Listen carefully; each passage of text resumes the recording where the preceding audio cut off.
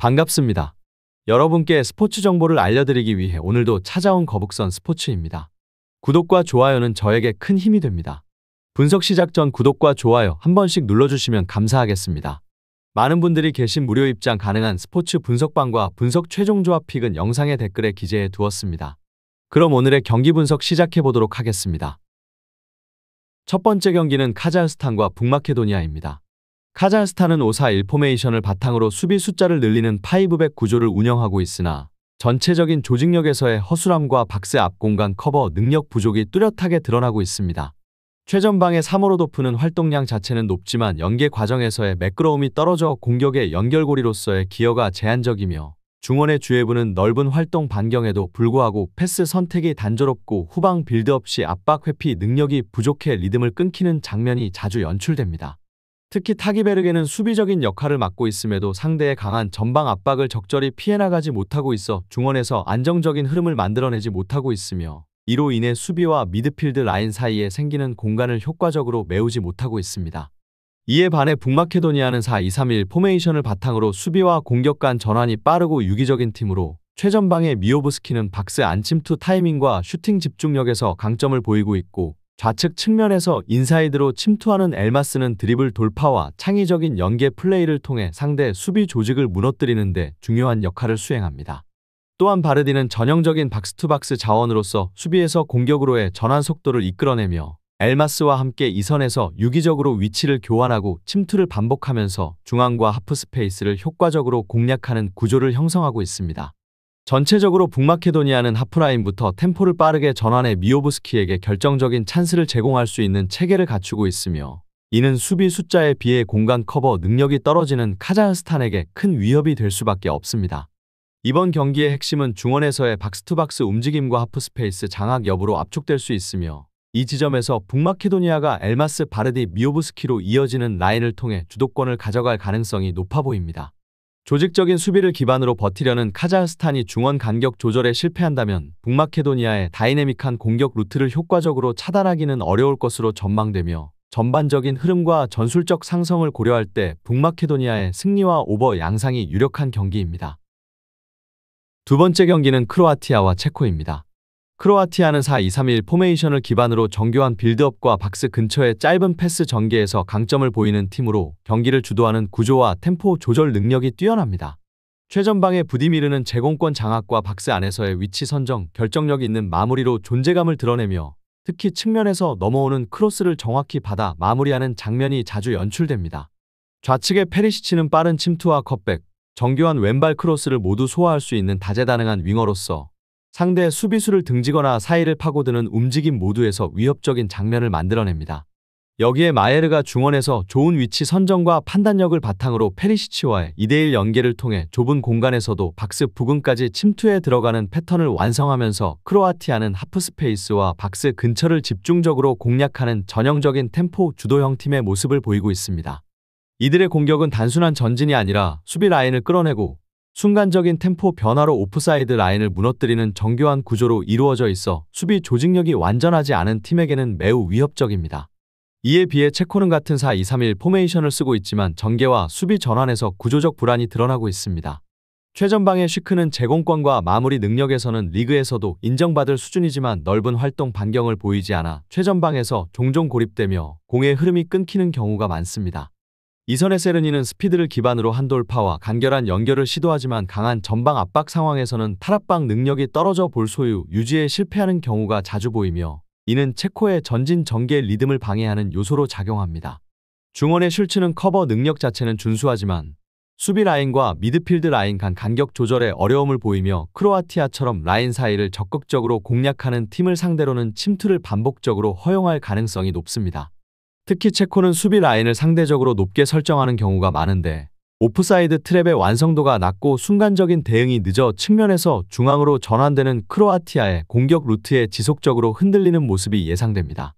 이번 경기의 핵심 포인트는 크로아티아의 측면 침투와 박스 근처의 연계 플레이, 그리고 박스투박스 자원의 움직임이 체코 수비의 균형을 얼마나 흔들 수 있느냐에 있으며 페리시치와 마예르를 중심으로 좁은 공간을 공략하면서 상대 수비의 시선을 분산시키고 그 틈을 파고드는 크로아티아의 공격 패턴은 체코 수비진의 간격 조절 실패와 연결되어 실점으로 직결될 가능성이 높습니다.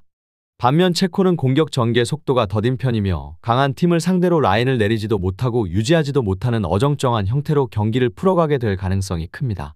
전반적으로 크로아티아가 높은 점유율과 패스 완성도를 바탕으로 템포를 주도하면서 경기를 이끌어갈 것으로 보이며 체코는 후반으로 갈수록 수비 집중력 저하와 간격 벌어짐으로 인해 크로아티아에게 반복적인 침투 찬스를 허용할 수 있습니다. 전술적인 완성도와 패턴의 정교함, 전환 속도에서 모두 앞서는 크로아티아가 경기의 흐름을 가져갈 것으로 예상되며 이로 인해 크로아티아의 승리와 오버 가능성이 높다고 판단됩니다. 세 번째 경기는 벨기에와 웨일즈입니다. 벨기에는 4-3-3 포메이션을 기반으로 세계적인 수준의 전방 공격 라인을 구축하고 있으며 공격 전개 시 좌우 측면과 중앙을 유기적으로 활용하는 균형 잡힌 구조를 갖추고 있습니다. 최전방의 루카쿠는 박스 안에서의 위치 선정, 피지컬을 활용한 제공권 장악, 마무리 능력 모두에서 세계 최정상급 스트라이커로 평가받으며 특히 수비수들과의 1대1 상황에서도 유리한 포지션을 선점해 득점 기회를 꾸준히 만들어낼 수 있는 자원입니다. 좌측의 도쿠는 폭발적인 드리블 돌파와 컷인 이후 직접 슈팅까지 연결할 수 있는 능력을 갖춘 측면 공격수로 단순한 크로스에 의존하지 않고 자신이 직접 찬스를 창출할 수 있어 상대 풀백 수비에 큰 부담을 줄 수 있는 선수입니다.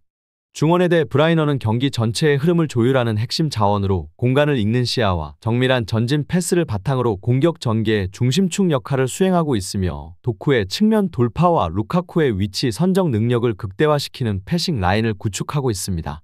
벨기에는 이와 같은 패턴을 통해 좌우 측면에서 수비 라인을 흔든 뒤대 브라이너의 패스로 박스 안까지 효율적으로 연결하는 구조를 안정적으로 반복하고 있으며 박스 근처에서의 창의성과 연계 완성도 역시 매우 높은 수준입니다. 이에 반해 웨일즈는 4-2-3-1 포메이션을 사용하고 있으나 전방과 후방 간 밸런스가 불안정하며 공격 전개의 단조로움과 수비 조직력의 부족이 동반되어 전체적인 경기 운영에서의 완성도가 떨어지는 모습을 보이고 있습니다. 최전방의 무어는 제공권 싸움에서는 강한 인상을 남기지만 움직임이 무거워 연계 흐름이 자연스럽지 못하고 템포 조절에서도 한계를 드러냅니다. 이선의 윌스는 세트피스 상황에서는 킥력이 위협적이지만 오픈 플레이에서는 창의적인 전진 움직임이 부족해 상대 수비를 효과적으로 무너뜨리는 데 어려움을 겪고 있으며 중원의 토마스는 수비적 기여도는 높지만 전진 성향이 약해 공격 전개에서 흐름을 끊는 장면이 자주 보입니다. 특히 웨일즈는 좌우 풀백이 공격 가담 이후 복귀 속도가 느린 경향이 있어 뒷공간이 쉽게 노출되며 이는 도쿠와 같은 스피드형 측면 자원에게는 매우 취약한 구조로 작용합니다. 이번 경기의 핵심 변수는 벨기에의 측면 돌파와 전진 패스 타이밍이며 웨일즈의 뒷공간 수비 취약성과 중앙 미드필드의 압박 부족인데 브라이너의 공간 창출과 도쿠의 돌파 능력을 극대화시키는 요소로 작용할 가능성이 큽니다. 경기의 흐름은 벨기에가 높은 점유율을 바탕으로 일방적인 공격 전개를 펼치는 형태가 예상되며 웨일즈는 수비 부담이 누적됨에 따라 역습을 위한 체력적 여유조차 잃을 수 있습니다. 전반적으로 양팀의 전력차와 전술적 정교함에서 뚜렷한 격차가 드러날 것으로 보이며 벨기에의 승리와 오버가 유력한 결과로 전망됩니다. 네 번째 경기는 에스토니아와 노르웨이입니다. 에스토니아는 4-2-3-1 포메이션을 기반으로 수비적인 안정 속에 빠른 측면 전개를 시도하는 전형적인 중하위권 팀의 모습을 보이고 있으나 개별 자원의 기량에서 한계가 뚜렷하게 나타나고 있으며 조직적인 수비 대응에서도 구조적인 약점이 노출되고 있습니다. 측면의 야코블레프는 빠른 침투를 바탕으로 수비 뒷공간을 활용할 수 있는 자원이지만 슈팅 정확도와 최종 결정력에서 안정성이 떨어져 공격의 마무리 단계에서 아쉬움을 남기고 있고 최전방의 아니에르는 포스트 플레이와 제공권 싸움에서 장점을 보이나 전방 압박이나 동료와의 연계 측면에서는 기여도가 낮아 공격 전개의 흐름이 자주 끊깁니다. 중원의 카이트는 넓은 수비 범위를 커버할 수 있는 체력을 바탕으로 활동량은 풍부하나 수비 시 위치 선정이 다소 불안정해 박스 앞 공간에서 집중력이 흔들리는 장면이 반복되고 있습니다. 특히 에스토니아는 중앙과 측면 수비 간의 간격이 자주 벌어지고 미드필드와 수비 라인 사이의 간격 조절에도 어려움을 겪으면서 페널티 박스 안쪽 공간이 쉽게 열리는 구조적 문제를 안고 있습니다. 이러한 불안정한 수비 구조는 상대의 하프스페이스 활용이나 빠른 침투 움직임에 지속적으로 흔들릴 수밖에 없으며 공격 전개 시에도 개별 역량에 의존하는 모습이 강해 일정 수준 이상의 강팀과 맞붙을 때는 실점 가능성이 높게 나타나는 경향을 보입니다.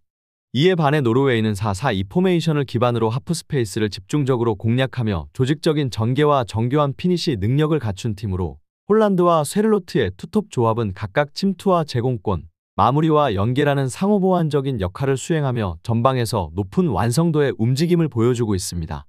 홀란드는 폭발적인 스피드와 박스 안에서의 피니시 능력을 모두 갖춘 전방 침투형 스트라이커로 에스토니아의 간격 벌어진 수비 뒷공간을 지속적으로 노릴 수 있는 자원이자 가장 큰 위협이며, 쇠를로트는 제공권 장악과 더불어 웨데가르드와의 연계 속에서 공의 흐름을 이어주는 중간 고리로 활용됩니다. 특히 웨데가르드는 경기 전체의 템포를 조율하며 날카로운 전진 패스를 통해 공격의 방향성과 속도를 동시에 조절하는 핵심 자원으로 하프스페이스와 박스 앞 공간을 노리는 정밀한 패싱 타이밍은 상대 수비를 쉽게 무너뜨릴 수 있는 큰 무기가 됩니다. 노르웨이는 이러한 구조를 바탕으로 측면과 중앙을 유기적으로 전환하며 득점 기회를 꾸준히 창출할 수 있는 패턴 플레이를 반복적으로 구사하고 있으며, 상대 수비의 라인 간 간격이 벌어질 경우 웨데가르드의 패스와 홀란드의 침투가 정교하게 맞물리며 높은 결정력을 동반한 공격을 이어갈 수 있습니다. 결론적으로 이번 경기에서 핵심이 되는 전술적 포인트는 노르웨이의 하프스페이스 침투 및 박스 안 연계 플레이가 에스토니아의 구조적 수비 불안과 어떻게 맞물리느냐에 달려 있으며, 현재 에스토니아는 중앙과 측면 간 연계, 미드필드와 수비 간의 간격 조절, 박스 근처 수비 집중력 등 여러 방면에서 조직력이 흔들리는 상황으로, 이러한 결함은 노르웨이의 정교한 전개 구조를 상대로는 쉽게 드러날 가능성이 큽니다. 노르웨이는 경기를 주도하는 전개 속에서 상대의 수비 라인을 흔들며 지속적으로 찬스를 만들어갈 수 있는 전력을 갖추고 있고, 에스토니아는 후반으로 갈수록 집중력 저하와 수비 라인의 붕괴 위험이 더욱 커질 수 있어 흐름의 반전이 쉽지 않을 전망입니다. 전반적으로 노르웨이가 공격의 정밀도와 침투 효율성에서 확실한 우위를 점할 수 있는 경기로 높은 득점 기대와 함께 노르웨이의 승리와 오버를 추천드립니다. 다섯 번째 경기는 이탈리아와 몰도바입니다. 이탈리아는 3-5-1-1 포메이션을 기반으로 중원에서의 두터운 구성과 템포 조절을 통해 경기를 주도하는 전형적인 점유형 팀으로, 전방에서 레테기가 제공권과 박스 안마무리 능력을 모두 갖춘 중심 스트라이커로 활약하고 있으며, 그 바로 아래에 위치하는 라스파도리는 이선과 최전방 사이를 유기적으로 오가며 공간 창출과 세컨볼 상황에서의 민첩한 반응으로 공격의 연속성을 확보하는 데 큰 기여를 하고 있습니다. 특히 중원의 바렐라는 메잘라로서 하프스페이스를 활용한 침투와 중원에서의 템포 조절 모두에 능하며, 상대의 수비 사이의 간격을 무너뜨리는 움직임을 통해 이탈리아의 공격을 한층 정교하게 만들어주는 핵심 자원입니다. 이탈리아는 전체적으로 바렐라를 중심으로 중원을 넓게 활용하면서 좌우 측면과 중앙을 유기적으로 연결하는 플레이를 전개하고 있으며, 후방 빌드업에서도 안정적인 라인 간 연계를 기반으로 박스 근처까지 끊김없이 볼을 운반하는 데에 강점을 보이고 있습니다. 반면 몰도바는 4-2-3-1 포메이션을 사용하며 빠른 침투와 마무리 능력이 뛰어난 니콜라 에스쿠를 공격의 핵심으로 삼고 있으나, 제공권에서의 한계로 인해 공격 루트가 단조롭게 제한되는 모습이 보입니다. 이선의 포스톨라키는 활동량은 우수하지만 경기별로 패스 정확성과 전개 흐름의 편차가 존재하며, 중원의 카이마코프는 압박 시도는 적극적이지만 박스 앞 공간에서의 수비 집중력 유지에는 다소 취약한 모습을 드러냅니다. 더욱이 수비진의 핵심인 코조카루의 징계 결장으로 인해 중앙 수비 라인의 조직력과 커뮤니케이션에 공백이 발생할 가능성이 높고, 이는 수비 간격 유지의 불안정성과 박스 앞 커버 부족으로 이어질 수 있습니다. 이번 경기의 핵심은 중원에서의 점유율 장악과 하프스페이스 침투의 정교함으로, 이탈리아는 바렐라를 중심으로 라인을 넓게 벌리며 좌우 측면의 연계와 전진 패스를 통해 박스 근처를 공략하는 구조를 갖추고 있어 조직력이 흔들리는 몰도바 수비를 지속적으로 압박할 수 있을 것으로 보입니다. 몰도바는 수비 전환 시의 일관성 부족과 중앙 수비 공백으로 인해 수비 안정성 확보에 큰 부담을 안고 경기를 치러야 하는 반면, 이탈리아는 전술적 완성도, 선수 간 유기성, 그리고 템포 주도 측면에서 확실한 우위를 바탕으로 경기 흐름을 단단히 장악할 수 있을 것으로 전망됩니다. 전반적으로 전력 차와 조직력 모두에서 이탈리아의 우세가 뚜렷하며, 흐름을 지배하는 가운데 몰도바 수비를 여러 차례 흔드는 장면이 반복될 수 있어 이탈리아의 승리와 오버가 유력한 결과로 예상됩니다. 마지막 경기는 페로제도와 지브롤터입니다. 페로제도는 3-4-3 포메이션을 기반으로 수비 안정성과 빠른 전환을 동시에 추구하는 팀으로, 3백 구조에서 수비 간 간격 유지와 전방 압박 이후 빠르게 공격으로 전환하는 장면이 특징적입니다. 최전방의 요하네세는 순간적인 침투 능력과 스피드를 활용해 상대 수비 뒷공간을 빠르게 공략할 수 있는 자원으로 역습 상황에서 위협적인 움직임을 자주 연출하고 있으며, 측면과 중앙을 넘나들며 공간 활용에서도 효과적인 움직임을 보이고 있습니다.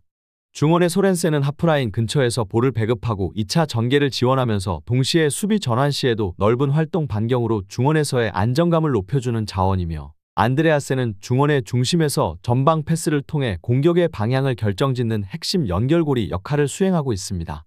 이처럼 페로제도는 빌드업 초기 단계에서부터 중원 조율을 통해 상대 수비 라인을 흔들고 요하네센의 침투를 연계하는 구조 속에서 전환 플레이의 강점을 살리고 있습니다. 반면 지브롤터는 4-3-3 포메이션을 기반으로 전개하고 있으나 전술적인 완성도나 조직력 측면에서는 여러 약점이 반복적으로 드러나는 팀입니다. 바르톨로는 결정적인 슈팅 능력을 갖춘 자원이지만 역습 상황에서 속도 대응이 부족해 넓은 공간을 빠르게 침투하기보다는 고립되는 경향이 강하며, 전방 압박 또한 소극적으로 이뤄져 상대의 빌드업을 효과적으로 저지하지 못하고 있습니다. 중원의 리차드는 수비 부담이 큰 역할을 맡고 있으나 볼 간수와 전진 전개의 일관성에 있어 기복이 크며 경기 흐름을 안정적으로 이끌기에는 부족한 모습이 자주 나타납니다.